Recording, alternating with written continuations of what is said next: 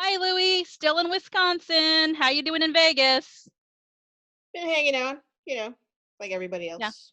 you're a Yeah, CSC, medium rare, kind of cool, kind of not. Yep, kind of cool. Yeah. So as usual, since the pandemic started, we are going to start with pandemic provisions. Pandemic provisions. We're doing chocolate today. Mm-hmm. Chocolate is wonderful no matter what, but I am bringing you the king size peanut butter Twix. Whoa.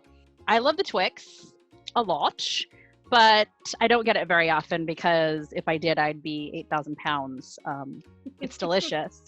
Me too. But I try to stay away from candy bars because if I buy them, I eat them. So Twix launched in 1967 in the UK.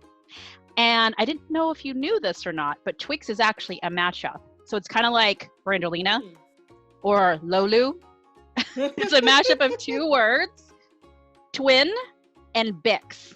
So twin because there's two of them, and Bix, B-I-X, because the British call biscuits for short Bix. Bix. Oh wow! I didn't even know that Twix was a British concoction. Me neither. I assumed it was American, probably because, you know us, we're very arrogant Americans. We think everything's ours. Speaking of American, you've got an American chocolate bar, a very American one. Super, very American chocolate bar. Da-da-da. Hershey's. All right. So tell us about Hershey's. 1900s, circa 1900s, they started with the cocoa powder, which then developed into the syrup, and then developed into the Hershey's bar, which cornered the market. So they're basically like your go-to brand, especially when it comes to s'mores. Yes. Yeah, s'mores. Let's talk about s'mores real quick. Okay. Did you know that there's an actual unit of measurement that describes how much of this Hershey's bar goes into a standard s'more? No. And that unit of measurement is called a pip. A pip pip? is like that one section, you know? You're only supposed to put one of those in there? No, but that's... Oh. You put 6 pips, which is that's half a of the lot. bar, into like that, because it fits the graham cracker. Yes, and then they can make more money because you use more of it. All right. So provisions is something that our next guest knows a hell of a lot about, because if there's any company or any entity in all of Las Vegas that's dealing in provisions right now, it is 3 Square Food Bank. They are a super awesome organization. It's the main food bank in all of Clark County, Las Vegas area. All right, we have Will Edwards, the marketing outreach specialist for 3 Square Food Bank. Will, how you doing, buddy? Hey guys, how are you? You know, we're hanging in, right, Lou? Like that. Hanging listen, right? I appreciate you guys having me. This is very exciting. It's been a minute since I've been on anybody's podcast, so this is fun. Ooh. We'll re-break your podcast cherry, Will. Woo! Woo, baby! All right. So we're just going to start off with the one thing, you know, of course, that everybody's thinking about in the restaurant industry and foodies, which is Restaurant Week was supposed to be coming really, really soon, just right around the corner here. And because of everything that's happening, we're not going to have it this year. We're going to postpone it to next year. If you can just tell us a little bit about, you know, we kind of know the reasons, but go ahead and say, you know, what the discussion was like for you guys and how that all came to pass. It was a very difficult decision. I just joined the marketing and development team in October of last year, and so when I did, they were like, "You're doing Restaurant Week, get to it." So we made some changes, a lot of changes. We got a new URL. We really like passionate about it.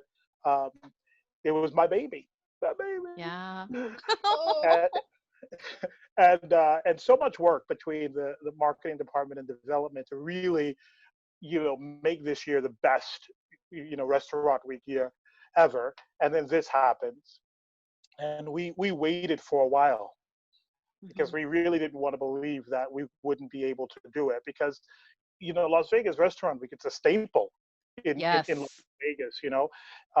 Before all this went down, we were getting emails from people all over the world asking us when Restaurant Week was so they could plan their trips to be in Las Vegas during that time period.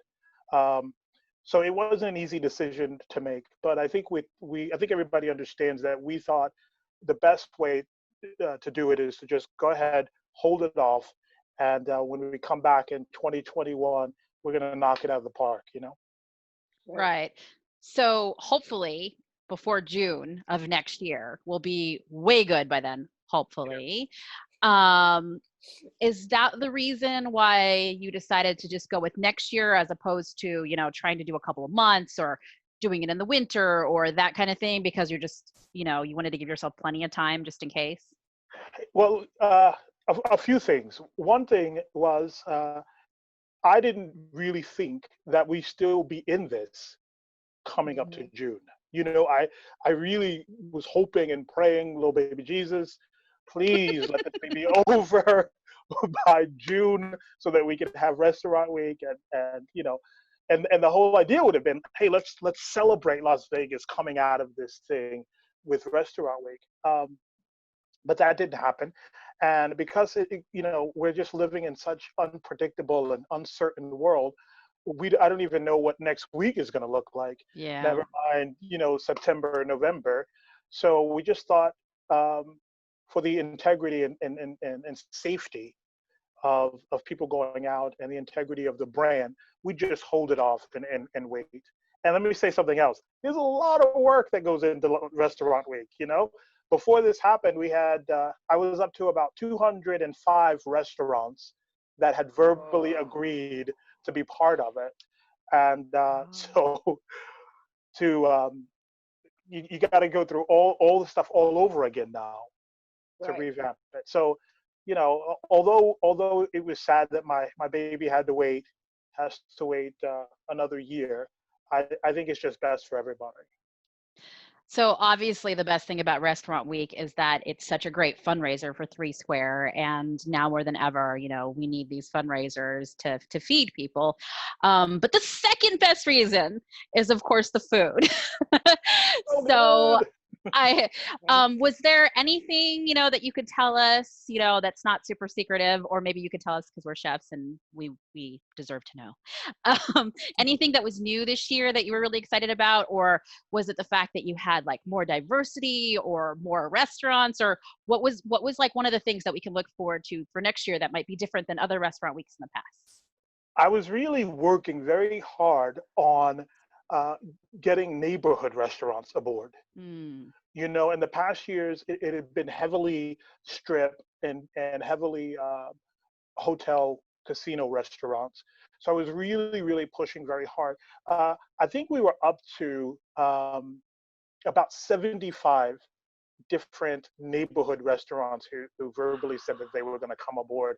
And I wanted to be in a position where I could say, this year's Las Vegas Restaurant Week, you should be able to find a restaurant in your neighborhood that's participating. Yeah. So oh, that was the plan. oh. That's wow.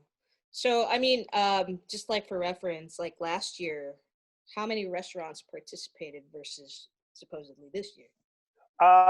So last year they had about 200 restaurants, Gotcha. but I was very ahead of the game and easily about to add. I was really going for 250. I'm new to the culinary community here in Las Vegas, but what a beautiful and bright and vibrant community it is, and I count myself quite blessed to be able to go out and be part of that community. And the folks here at Las Vegas Restaurant Week, we're gonna do our best to promote all of these restaurants through our Facebook page and other social media, um, just to hopefully give them a little extra exposure and show them off before Restaurant Week to Restaurant Week fans. Three Square has been distributing more than 5 million pounds of food a month since March. And I know you guys do high volume all the time, but this is unprecedented. How are you doing this? How are you accomplishing this much? I don't know. No, I'm kidding. You never really think about it, but last year, Three Square put together a disaster response plan for the government shutdown last year. You remember that? So when the COVID-19 crisis came, we implemented that on March 11th. Some things that are different that maybe the average bear doesn't know about here at Three Square is that we get a lot of volunteers at Three Square, and so much so that all of their volunteer hours equals 73 full-time employees. Whoa. But of course, for their That's safety so and the cool. safety and the safety of our staff, we are not taking volunteers. So Right. all of the food that's being purchased, that's coming in, is being sorted by staff members. So it's a couple of handfuls of staff members that are really keeping this thing going. It's a bit like a ghost town here because we had to cut down on the number of people that's in the building. We had to make sure that the safety of the food and how it's shipped and how we get it and how it's sorted, all of that has changed for us. So we Wow. thank, I truly thank the employees that are working their heinies off to package all of this food that's going out every single day. Truly a Wow. labor.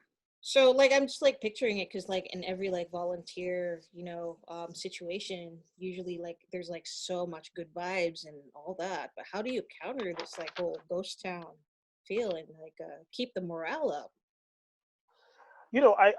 We're all very very blessed here at Three Square, being an essential business. So Uh-huh. having a job means a lot to all of us here. So especially at this time when there's so many people out there that's in need. So that's a motivating force. And I'll be honest with you, sometimes it's a little worrisome, because you're not just exposing yourself to the possibility of the virus, you're going back home every Mm, day, I um, suppose.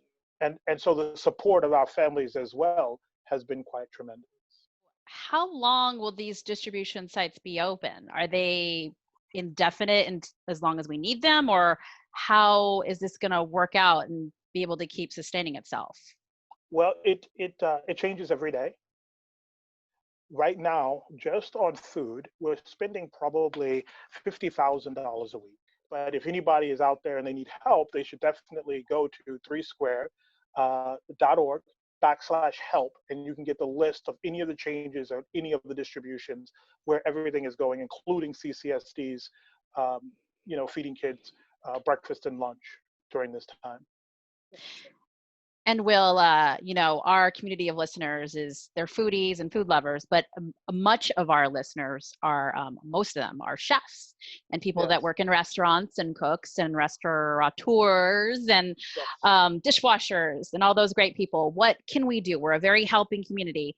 What can we do to help you? What would be the best way for us to do that?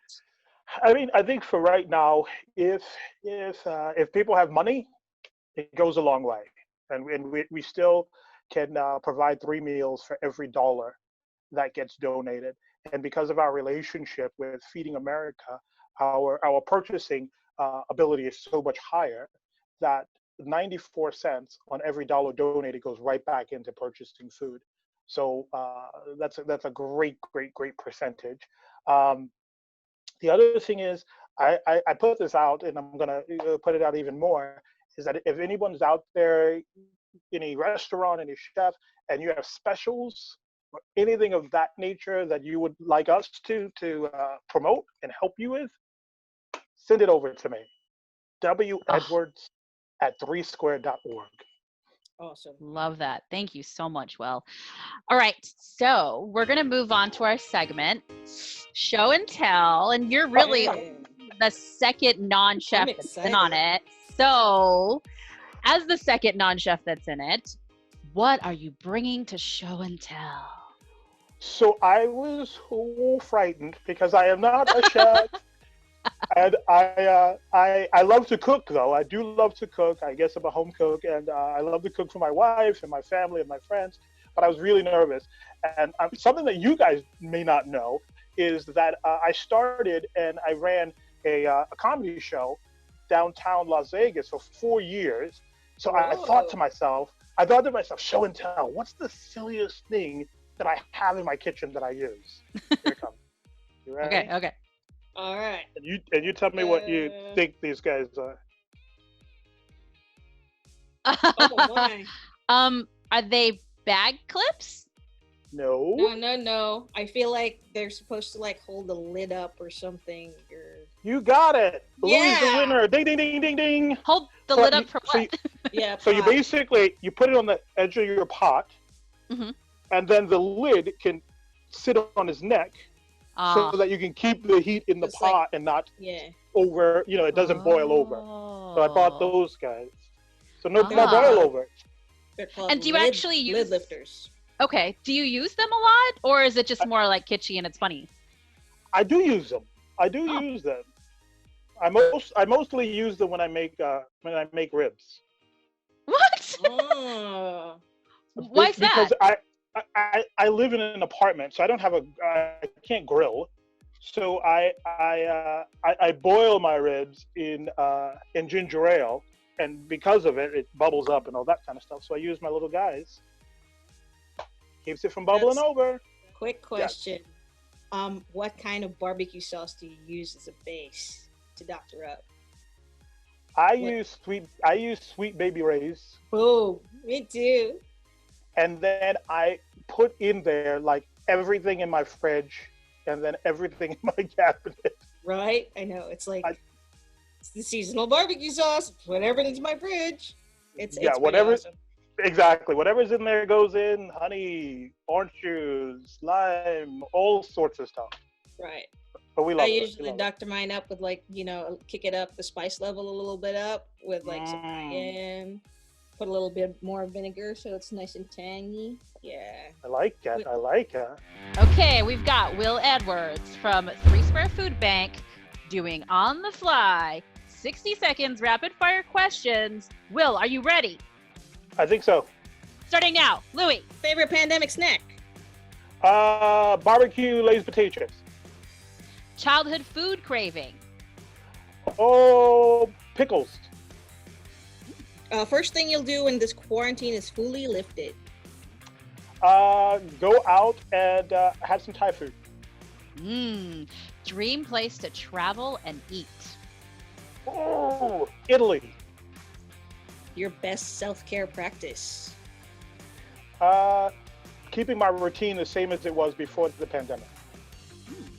Good one. Your go-to Corona Apocalypse beverage? Stella Artois. Oh, good one. Best binge-worthy TV? I'm watching The Golden Girls again. Oh, wow. Dude, me too. We're going to talk about that after this. Restaurant you've been missing? Restaurant I've been missing? Yeah. Mon Ami Gabi. Oh, I love Mon Ami Gabi. Such a great view out there. They set such a high and consistent standard. They're like a gold star. Classic Vegas. Yeah. Just so fantastic.